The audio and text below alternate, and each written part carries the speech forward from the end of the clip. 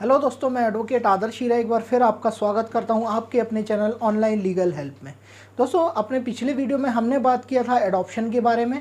Adoption की eligibility के बारे में बात की थी कि अगर एक पेरेंट्स एडॉप्शन लेना चाहते हैं तो उनके पास क्या क्या योग्यताएं होना चाहिए। इस वीडियो में उसी प्रोसेस को आगे बढ़ाते हुए, उसी वीडियो की सीरीज़ को आगे बढ़ाते हुए आज हम बात करेंगे कि रजिस्ट्रेशन कैसे करना है, आपको क्या क्या डॉक्यूमेंट आपके लिए रिक्वायर्ड है जो आपको रजिस्ट्रेशन में लगाने होंगे, किस एजेंसी के पास आपको जाना होगा। अगर आपको ये सारी जानकारी चाहिए तो इस वीडियो में हमारे साथ बने रहिए। दोस्तों, सबसे पहले बात करते हैं कि सबसे पहले तो आपको जाके एक एजेंसी में आपका रजिस्ट्रेशन कराना होगा। आप अपना रजिस्ट्रेशन सारा में भी करा सकते हैं या कारा में भी करा सकते हैं। दोस्तों, जो सारा होती है ये एक स्टेट लेवल एजेंसी होती है। दोस्तों, state adoption and resources agency कहा जाता है इसको। और इसके साथ साथ जो कारा होती है वो सेंट्रल लेवल पे एजेंसी होती है। तो आप कहीं पर भी जाकर अपना रजिस्ट्रेशन करा सकते हैं। रजिस्ट्रेशन मस्ट है, इसके बिना आप अडॉप्शन नहीं कर सकते हैं। दोस्तों, अब बात करते हैं कि डॉक्यूमेंट्स क्या क्या रिक्वायर्ड है। सबसे पहले बात करूं तो पहला डॉक्यूमेंट उसमें होता है photograph of the current family. जी हाँ, आपके पूरी फैमिली का एक फ़ोटोग्राफ की ज़रूरत होती है जो कि आपकी कंडीशन क्लैरिफाई करता है कि आपके जो फैमिली है उसमें कितने लोग हैं और आप किस बच्चे को अडॉप्ट बाद में करना चाहते हैं। अगर आपके 3 बच्चे हैं, जैसा कि मैंने पिछले वीडियो में आपको बताया था, तो आप अडॉप्शन नहीं कर सकते। तो इसलिए कंप्लीट फैमिली फ़ोटोग्राफ आपका लिया जाता है जिससे कि आपकी फैमिली की कंप्लीट पोजीशन क्लियर हो जाती है।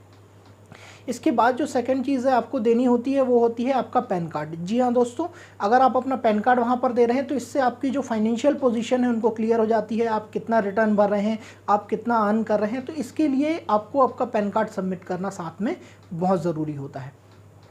तीसरी चीज़ होती है प्रूफ ऑफ रेसिडेंस। जी हाँ दोस्तों, आप किस कंडीशन में रह रहे हैं, कहाँ पर रह रहे हैं, और एडॉप्शन के लिए बहुत ही ज़रूरी होता है। पिछले वीडियो में भी मैंने आपको बताया था कि आपकी कंडीशन कैसी है घर की, वो सारी चीज़ें वो लोग मॉनिटर करते हैं, देखते हैं।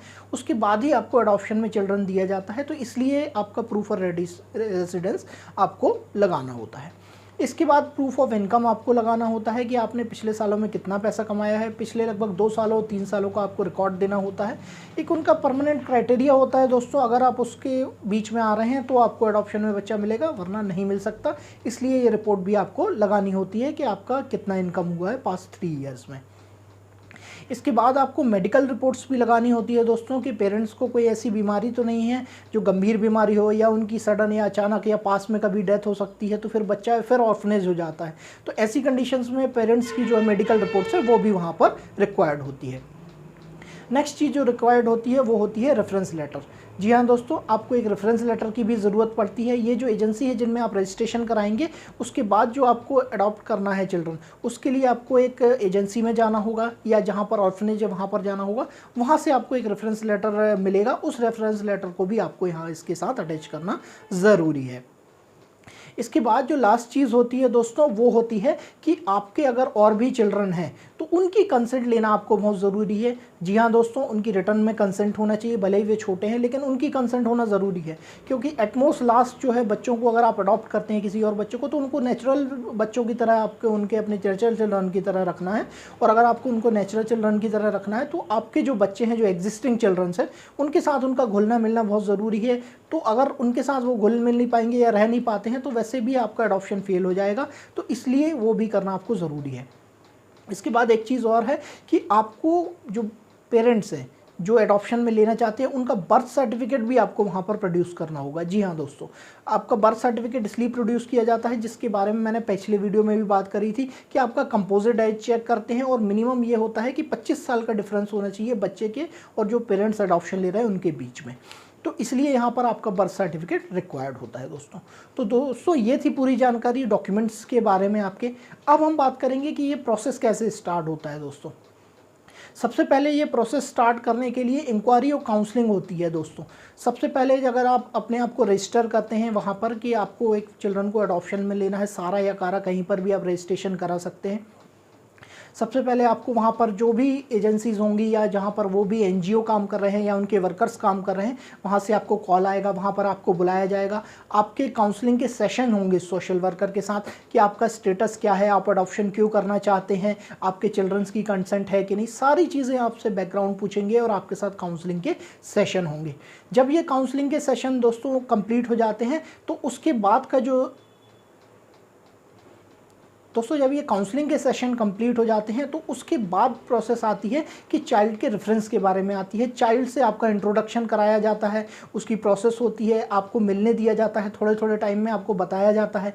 इसके साथ साथ बच्चे से रिलेटेड जो भी रिपोर्ट्स हैं, मेडिकल रिपोर्ट्स हो सकती हैं, कोई और रिपोर्ट्स भी हो सकती है, उसकी कंडीशन से रिलेटेड रिपोर्ट्स होती हैं, तो वो सब आपके साथ दोस्तों शेयर की जाती हैं। इसको शेयर करने के बाद दोस्तों जो तीसरा स्टेप है वो स्टार्ट होता है एक्सेप्टेंस।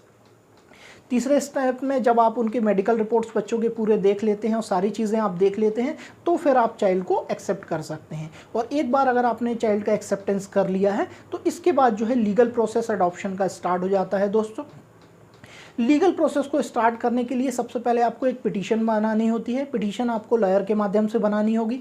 जब ये पिटीशन कंप्लीट हो गई आप पिटीशन को फाइल कर देंगे, एडवोकेट के माध्यम से आपका ये पिटीशन फाइल होगा। इसके बाद जब वो पिटीशन फाइल हो चुका है तो आप प्री एडॉप्शन फॉस्टर केयर के लिए बच्चे को अपने घर ले जा सकते हैं। जी हाँ, थोड़े थोड़े टाइम पीरियड्स के लिए, कुछ टाइम पीरियड के लिए बच्चे को आपको दिया जाता है, आप बच्चे को घर ले जा सकते हैं। कई बार ऐसा होता है कि परमानेंटली कुछ टाइम पीरियड के लिए भी बच्चे को आपको दे दिया जाता है, आपके घर के माहौल में उसका कैसा सेटलमेंट है सब कुछ देखने के लिए, और बच्चे को आप ताकि सेटल कर पाएँ अपने घर में, इसके लिए बच्चा आपको दे दिया जाता है जब तक कि वो पिटीशन वहाँ पर पेंडिंग है। इसके बाद जो है कोर्ट की प्रोसेस स्टार्ट होती है। दोस्तों वहाँ पर जो प्रोसेस होंगी कोर्ट में, जितनी भी एडॉप्शन से रिलेटेड प्रोसेस होती हैं ये क्लोज कोर्ट में होती है, बंद कोर्ट में होती हैं, जहाँ पर कोई नहीं होता है। दोस्तों ये प्रोसेस कंप्लीट होने के बाद जो चाइल्ड का एडॉप्शन है वो लीगल हो जाता है। दोस्तों जो आखिरी स्टेप होता है दोस्तों, एक बार आपने कंप्लीट हो गया, आप बच्चे को घर ले गए हैं, उसके बाद आपकी लीगल फॉर्मेलिटीज़ भी कंप्लीट होती है। जो लास्ट स्टेप होता है दोस्तों वो फॉलोअप का स्टेप होता है। दोस्तों ये फॉलोअप का स्टेप में आपका कोई रोल नहीं होता है, इनमें उन एजेंसीज, एनजीओज और सोशल वर्कर का रोल होता है जिन्होंने पहले आपसे काउंसलिंग की थी। जी हाँ, वो दोस्तों चिल्ड्रन की केयर के बारे में आपसे बात करते हैं, उनका प्रोटेक्शन हो रहा है कि नहीं प्रॉपर। लगभग सालों तक ये चलता रहता है इस तरह की इंक्वायरी आपके बारे में कि आप बच्चे के साथ किसी तरह का अब्यूज़ तो नहीं कर रहे हैं, या किसी तरह से उनको एक्सप्लॉइट तो नहीं कर रहे हैं, या बच्चे की डेथ तो नहीं हो गई, या मदर या फादर की जिन्होंने अडॉप्ट किया था किसी की अगर डेथ हो जाती है तो बच्चे को वापस फॉस्टर केयर में और वहाँ पर जो एजेंसी है उसमें लाने की जवाबदारी इन सोशल वर्कर्स की होती है। तो इसलिए ये फॉलोअप का प्रोसेस दोस्तों चलता रहता है। तो दोस्तों ये थी पूरी जानकारी कि आपको कैसे कैसे स्टेप्स हैं, आपको रजिस्ट्रेशन कैसे कराना है, उसके बाद क्या क्या स्टेप्स है, कैसे आपको वेलफेयर कमेटीज़ के सामने अपीयर होना है, कैसे आपको कोर्ट के सामने अपीयर होना है, और उसके बाद आपका एडॉप्शन कंप्लीट होता है। दोस्तों अगर ये वीडियो आपको अच्छा लगा है तो लाइक ज़रूर कीजिए। अगर आपने हमारे चैनल को अभी तक सब्सक्राइब नहीं किया है तो सब्सक्राइब ज़रूर कीजिए। नीचे डिस्क्रिप्शन में हमारा लिंक दिया हुआ है जहाँ से आप कनेक्ट करके हमसे बात कर सकते हैं। आपका इस वीडियो को देखने के लिए और अपना महत्वपूर्ण समय देने के लिए बहुत बहुत धन्यवाद।